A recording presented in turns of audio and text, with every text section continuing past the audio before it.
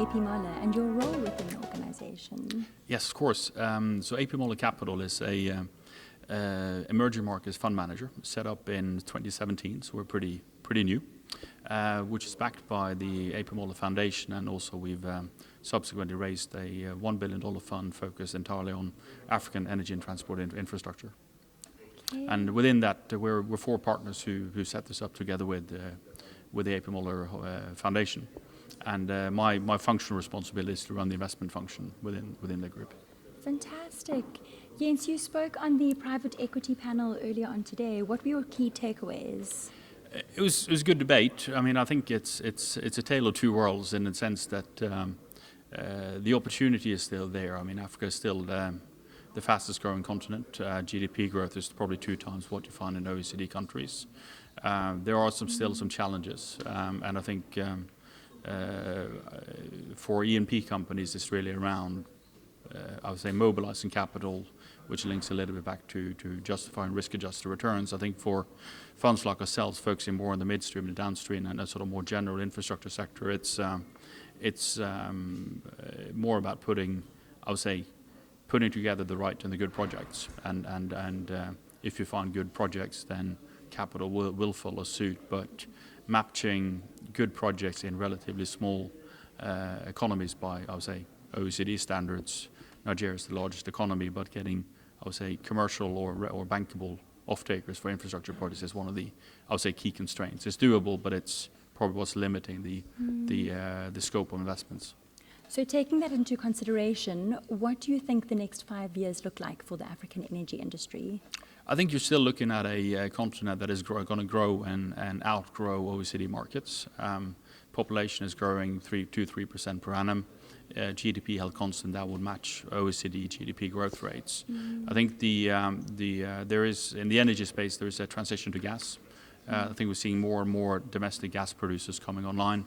That gas needs a market, and it's a great opportunity to serve domestic markets where energy poverty is probably one of the biggest constraints in terms of accelerating economic growth, and having a very affordable domestic resource. In cases like Nigeria, where gas is being flared, it has a negative opportunity cost in many ways, is very exciting for us.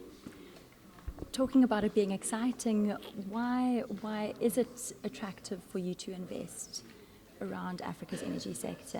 I know we spoke about the opportunities that are there. So what are the opportunities, and then also what are the limitations? So for us, it's I think there were sort of 3 reasons why we picked Africa as a region to focus our first fund on. And first of all, it is an untapped market. US will typically raise $400 billion for private equity. Africa raises $4 in a normal year. So there's less capital available for projects. I think it's a region that plays to, I would say, some of the strengths we'd like to think we brought over from people coming from a very operational business, as Maersk and AP Møller terminals have been, in the sense that you build local management teams that go and create and build local businesses. In many cases, businesses that haven't been built before in that country. So I think that's exciting. That's a barrier to entry for competitors. If it's done well, we believe it's a sustainable competitive advantage for us.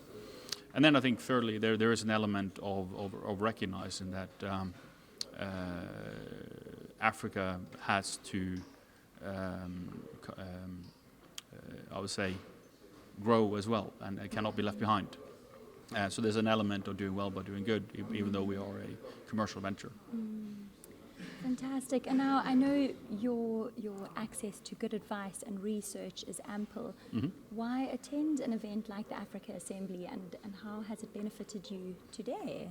So for us, or for me, this has been an excellent day in terms of meeting a number of senior executives, key decision makers from multiple jurisdictions in one venue on one day. So from a time management point of view, it's quite efficient. Yeah.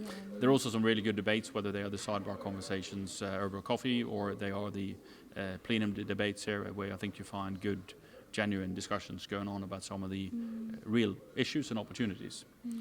So for me, it's been a great couple of days here.